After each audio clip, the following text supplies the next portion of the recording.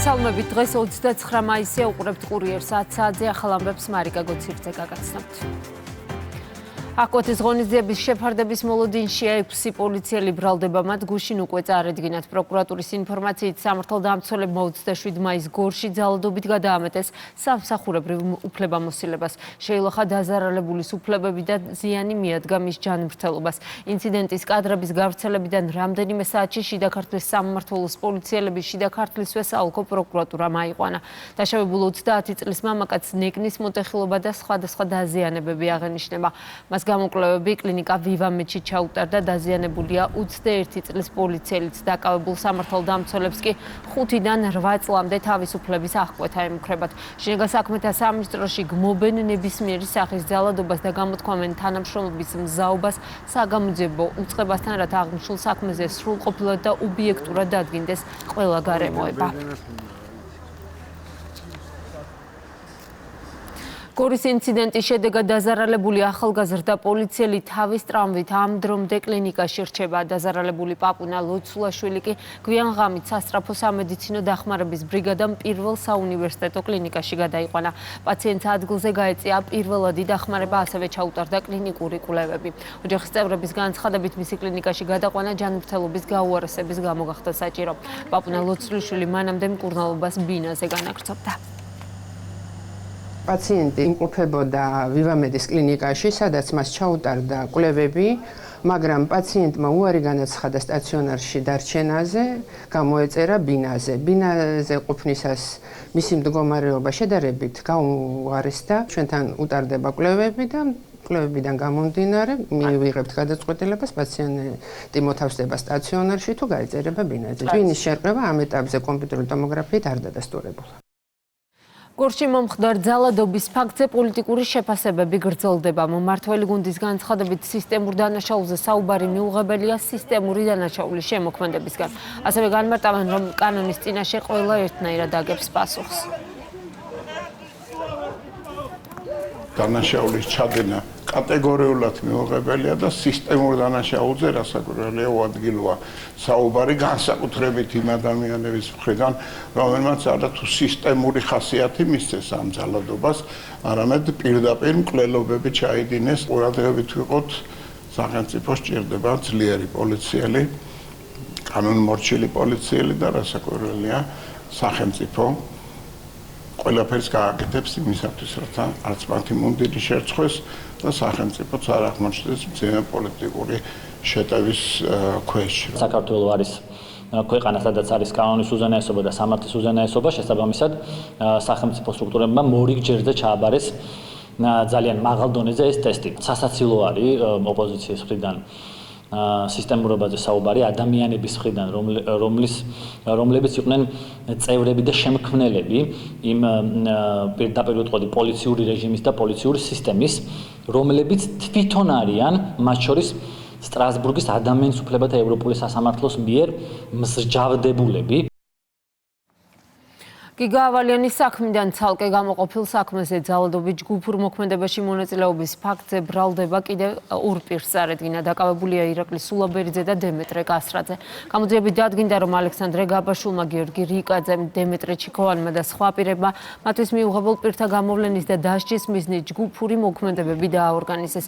ისინი შერჩეულ მსხვერპლებს გონების სახელით წერდნენ და შეხვედრაზე ითანხმდნენ. შემდეგ კი ჯგუფურად ძალადობდნენ, ამსახველ კადრებს კი მიზნობრივ ჯგუფებში ავრცელებდნენ. ირაკლი სულაბერიძეს და დემეტრე გასრაძეს 6 წლამდე თავისუფლების აღკვეთა ემუქრებათ. შეგახსენებთ, რომ ზემოთ აღნიშნული დანაშაულების ჩადენისთვის ალექსანდრე გაბაშვილი, გიორგი რიკაძე და დემეტრე ჩიქოვანი სასამართლოს მიერ უკვე დამნაშავედ არიან ცნობილი.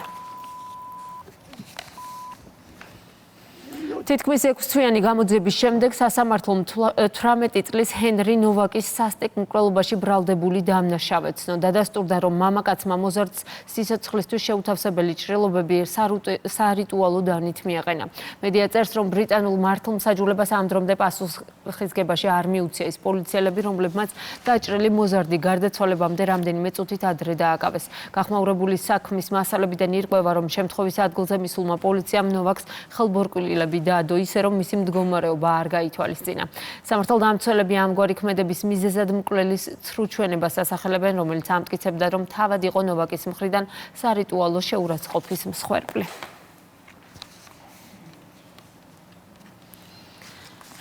უკრაინის საზღვართან ახლოს რუმინეთის ქალაქ გალატში საბრძოლო დრონის საცხოვრებელ კორპუსში ეჯახა. დაშავდა 2 ადამიანი, შენობაში კი გაჩნდა ხანძარი, რის გამოც მოხდა ათობით მოქალაქის ევაკუაცია. რუმინეთის თავდაცვის სამინისტროს მომხდართან დაკავშირებით განცხადება გაავრცელა, სადაც ვკითხულობთ, რომ რუსეთის ფედერაციამ განაახლა დრონებით თავდასხმები უკრაინის სამოქალაქო და ინფრასტრუქტურულ ობიექტებზე რუმინეთთან საზღვრის სიახლოვეს. ერთ-ერთი ასეთი დრონი კი რუმინეთის საჰაერო სივრცეში შეიჭრა. CNN-ი წერს, რომ ნატოს წევრ სახელმწიფოებს სულ უფრო ხშირად უწევთ რეაგირება რუსულ დრონებსა და რაკეტებზე, რომლებიც ან მათ საჰაერო სივრცეში იჭრებიან, ან მათ ტერიტორიაზე ვარდებიან. როიტერის მონაცემებით კი მას შემდეგ, რაც მოსკოვმა მდინარე დუნაის გასწვრივ უკრაინის პორტებზე დაიწყო თავდასხმების განხორციელება, რუსულმა დრონებმა რუმინეთის საჰაერო სივრცე უკვე 28-ჯერ დაარღვიეს. შტატებისა და ირანის წარმომადგენლებმა ურთიერთგაგების მემორანდუმის პროექტი შეათანხმეს, რომელიც ცეცხლის შეწყვეტის რეჟიმს 60 დღით ახანგრძლივებს და ირანის ბირთვულ პროგრამის გარშემო მოლაპარაკებების დაწყების საშუალებას იძლევა. ინფორმაციას აქსიოსი წყაროებზე დაყრდნობით ავრცელებს. დოკუმენტის ძირითადი პირობები ასეთია: ირანი უზრუნველყოფს ჰორმუზის სრუტეში შეუზღუდავ მიმოსვლას 30 დღეში, სრულად განაღმავს ენერგეტიკულ დერეფას, აშშ კი ეტაპობრივად მოხსნის ირანული პორტების ბლოკადას. ირანი იღებს ვალდებულებას არ შექმნას ბირთვული იარაღი, ამერიკა კი საპასუხოდ სანქციების შემსუბუქებასა და გაყრდნილი აქტივების განბლოკვას განიხილავს. მოლაპარაკებებზე პირველი საკითხი ისლამური რესპუბლიკის მაღალგამდიდრებული ურანის უტილიზაცია იქნება. ამერიკელმა მომლაპარაკებლებმა შეთანხმების პროექტი დონალდ ტრამპს გადასცეს, თუმცა პრეზიდენტს ისჯერ არ დაუმტკიცებია. ოფიცრებზე თავდასხმის ბრალდებით 6 მომიტინგე დააკავეს ნიუ-ჯერსიში. მომიტინგეებსა და სამართალდამცველებს შორის დაპირისპირება საიმიგრაციო დაკავების ცენტრის მიმდებარე ტერიტორიაზე გამართული აქციის დროს მოხდა. დემონსტრანტებმა იზოლატორის შესასვლელი დაბლოკეს და პოლიცია სხვადასხვა ნივთები ესროლეს. ოფიცრებმა კი წიწაკი, სპრეი და ხელკეტები გამოიყენეს, არიან დაშავებულები. აქციის მიზანი იმ პირების მხარდაჭერა იყო, რომლებიც დაწესებულებაში არსებული პირობების გამო შიმშილობდნენ. მომიტინგეები საბაჟო და საიმიგრაციო სამსახურის იზოლატორის დახურვას და დაკავებულების გათავისუფლებას ითხოვდნენ.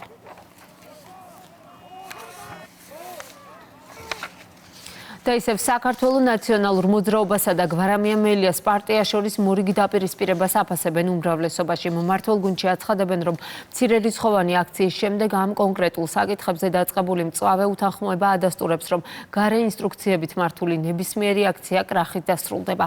ნაციონალური მოძრაობის ერთ-ერთი წევრის გიორგი კაპანაძის შეფასებით კი განსხვავებული მოსაზრებები და დაპირისპირებები ფრაქციაში მათ საერთო ინტერესებს არ დააზიანებს. სააკაშვილის სრული უფლება აქვს, რომ მათ შორის ასე ვთქვათ საკუთარი პოზიცია დააფიქსიროს ღიად, თუნდაც რომელიმე კონკრეტულ პოლიტიკურ მოვლენასთან დაკავშირებით. ერთია რომელიმე კონკრეტული პირის ან არ ვიცი აქტივისტის პოზიცია, მაგრამ მეორე არის ის ეროვნული ინტერესი, რომელიც ჩვენ გვაქვს. ამ გზაზე ცხადია შეიძლება ვიღაც ან არ გვეთანხმებოდეს, ან განსხვავებული პოზიცია ჰქონდეს, მაგრამ მთავარი რა არის? მთავარი არის ერთობა. წარუმატებლობები ყოველ ჟამს ურთიერთ კრიტიკისა და ურთიერთ ბრალდების ფონზე მიმდინარეობს და ყოველი ასე ვთქვათ ჩავარდნილი და წარუმატებელი აქციისა თუ სხვა ქმედების შემდეგ იწყება ერთმანეთის განკითხვა, ერთმანეთის რო იტყვიან მოკითხვა მძიმე ფორმებში. აი ეს არის ის, რაც ოპოზიციაში ხდება და ეს ყველაფერი ვიმეორებ მათი ასე ვთქვათ ხელითვე არის გამოჭედილი. ტყიბულის მუნიციპალიტეტში სოფელ კურსებში შიდა სახელმწიფოებრივი მნიშვნელობის ქუთაისის ტყიბული ამბროლაურის გზაზე დროებითი გზის მოწყობის სამუშაოები მიმდინარეობს. მონაკვეთზე, სადაც 2 თვის წინ მეწყრული პროცესები განვითარდა, მდინარის პირას ეწყობა 7 მეტრიანი ორმხრივი მოძრაობის დროებითი გზა. ადგილზე მობილიზებულია სპეციალური ტექნიკა. სამუშაოების დასრულება 1 თვის ვადაში იგეგმება. პარალელურად იგეგმება ახალი მუდმივი შემოვლითი გზის პროექტის მომზადებაც, რომელიც გეოლოგიური დასკვნის საფუძველზე განხორციელდება. მიმდინარე სამუშაოებს ადგილზე გაეცნო ინფრასტრუქტურის მინისტრი. მიმდინარე წლის 12 მარტს ტყიბულის მუნიციპალიტეტის სოფელ კურსებში განვითარებული მეწყრული პროცესების შედეგად სრულად დაზიანდა ცენტრალური საავტომობილო გზა. ამჟამად გზების დეპარტამენტის მიერ ინტენსიურ რეჟიმში მიმდინარეობს ალტერნატიული გზის მშენებლობა, რომელიც გააუმჯობესებს მოსახლეობის გადაადგილებას. მეწყრის შედეგად აქ დაზიანდა ცენტრალური დამაკავშირებელი გზა ქუთაისის ტყიბულის მიმართულებით. ამ ეტაპისთვის მიმდინარეობს სამუშაოები შემოვლითი გზის სარეაბილიტაციო მიმართულებით.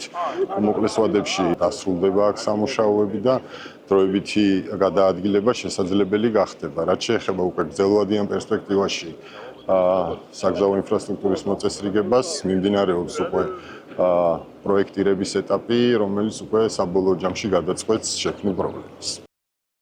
ბაკურიანში 400 მოსწავლეზე გათვლილი საჯარო სკოლა შენდება, რომელიც თანამედროვე სტანდარტების შესაბამისად საკლასო ოთახებს, ლაბორატორიას, სპორტულ და კვების სივრცეებს მოიცავს. ხოლო 150 ბავშვზე გათვლილი საბავშვო ბაღის პროექტი უკვე დასკვნით ეტაპზეა. საბავშვო ბაღში სასწავლო ოთახებთან ერთად განთავსებულია საძინებლები, ადმინისტრაციული, სამედიცინო და სამზარეულოს ბლოკი. ასევე მოიწყობა შიდა და გარე სათამაშო სივრცეები და რეკრეაციული ზონა. სკოლის მშენებლობის პროცესში ჰქონდა გარკვეული შეფერხებები და პრობლემები, თუმცა დღეს მდგომარეობით ეს ეტაპი გადალახულია და მშენებლობა მიმდინარეობს დამაკმაყოფილებელ ტემპში. ხოლო რაც შეეხება საბავშვო ბაღს, საბავშვო ბაღი ფაქტობრივად დასრულებულია და უახლოეს მომავალში დაიწყება მიღება ჩაბარების პროცედურები.